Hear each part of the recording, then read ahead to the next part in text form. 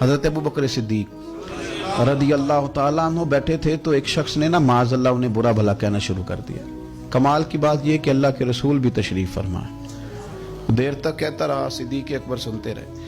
جب صبر کا پیمانہ لبریز ہونے لگا تو ابو بکر صدیق اٹھ کے فرمایا کہ جو تو کہتا ہے سب جھوٹ کہتا ہے، تو غلط ہے۔ 2-3 جملے کہے تو اللہ کے رسول اٹھ کے چلے گئے۔